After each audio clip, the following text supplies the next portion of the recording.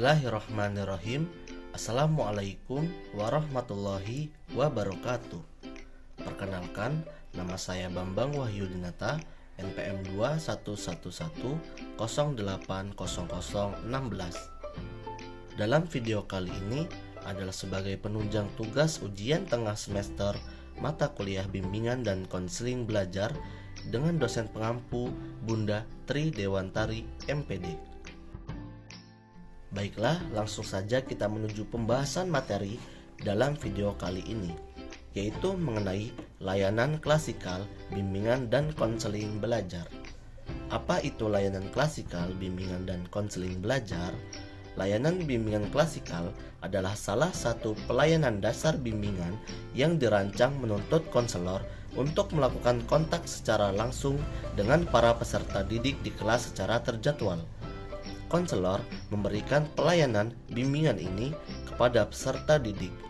Sama halnya dengan menurut Santoso, bimbingan kelas atau klasikal adalah program yang dirancang untuk menuntut konselor untuk melakukan kontak langsung dengan para peserta didik di kelas secara terjadwal. Konselor memberikan pelayanan bimbingan kepada para peserta didik. Selanjutnya yaitu tahapan pelayanan klasikal, bimbingan dan konseling belajar.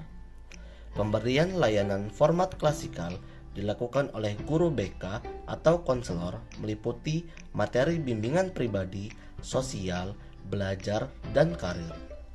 Isi materi sajian berupa informasi yang sesuai dengan kebutuhan peserta didik atau klien dan pencapaian tujuan pendidikan nasional sebagaimana yang dituangkan dalam Undang-Undang Sidiknas Nomor 20 Tahun 2005, yaitu pendidikan nasional berfungsi mengembangkan kemampuan dan membentuk watak serta peradaban yang bermartabat dalam rangka mencerdaskan kehidupan bangsa, bertujuan untuk berkembangnya potensi peserta didik agar menjadi manusia yang beriman dan bertakwa kepada Tuhan Yang Maha Esa, berakhlak mulia, sehat, berilmu, cakap, kreatif, mandiri, dan menjadi warga negara yang demokratis secara bertanggung jawab.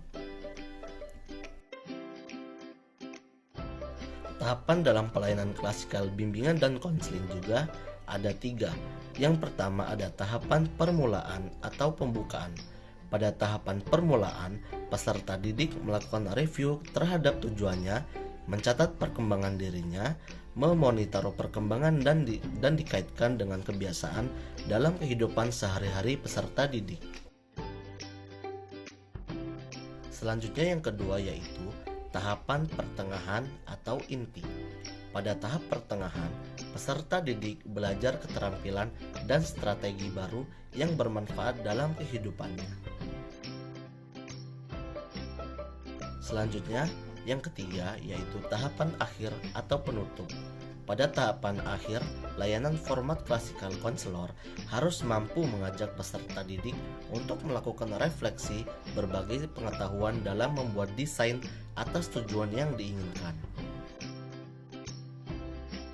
Selanjutnya kita masuk ke materi yaitu langkah pemberian layanan klasikal.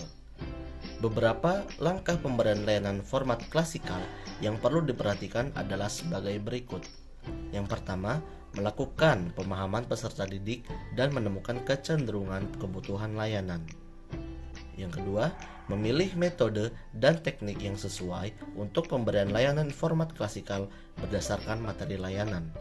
Strategi yang dipilih sebaiknya layanan berpusat pada peserta didik aktif belajar menemukan pengalaman belajar. Selanjutnya yang ketiga yaitu menyusun atau mempersiapkan materi layanan format klasikal sesuai hasil pemahaman kebutuhan peserta didik. Materi layanan bimbingan klasikal hendaknya memperhatikan tujuan bimbingan dan konseling dan tujuan pendidikan nasional. Yang keempat, memilih sistematika penyusunan materi yang mencerminkan adanya kesiapan layanan format klasikal dan persiapan diketahui oleh koordinator bimbingan dan konseling dan atau kepala sekolah. Selanjutnya itu, yang kelima, mempersiapkan alat bantu untuk melaksanakan pemberian layanan format klasikal sesuai dengan kebutuhan layanan.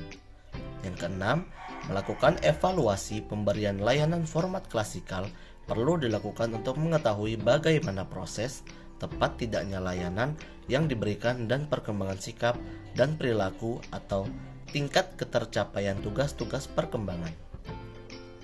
Yang ketujuh, tindak lanjut dilakukan sebagai upaya peningkatan mutu layanan format klasikal.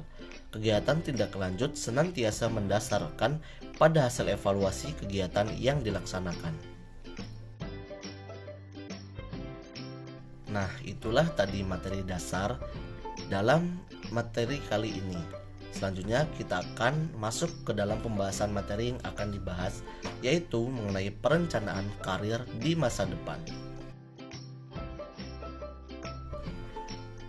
Yang pertama yaitu definisi karir.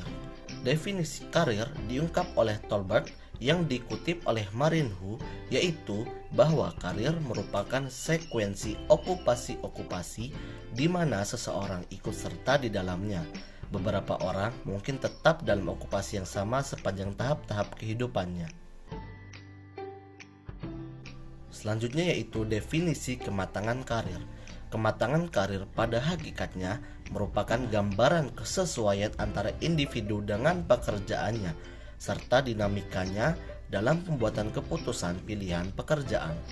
Kematangan karir mencakup dua domain, yaitu domain afektif dan kognitif, sehingga pada proses pengukurannya dapat menggunakan kedua domain atau salah satunya yang disesuaikan dengan tujuan yang ingin dicapai. Nah, materi selanjutnya yaitu faktor sebagai penentu kematangan karir. Yang pertama ada faktor biososial, yaitu informasi yang lebih spesifik, perencanaan, penerimaan, tanggung jawab dalam perencanaan karir, orientasi pilihan karir, berhubungan dengan faktor biososial seperti umur dan kecerdasan. Yang kedua yaitu faktor lingkungan. Indeks kematangan karir individu berkorelasi positif dengan tingkat pekerjaan orang tua, kurikulum sekolah, stimulasi budaya, dan kohesivitas keluarga. Selanjutnya yang ketiga yaitu faktor kepribadian, meliputi konsep diri, fokus kendali, bakat khusus, nilai atau norma, dan tujuan hidup. Yang keempat ada vokasional. Apa itu vokasional? Yaitu kematangan karir individu berkorelasi positif dengan aspirasi vokasional, tingkat kesesuaian aspirasi dengan ekspektasi karir. Baiklah, itulah tadi pembahasan materi pada video kali ini.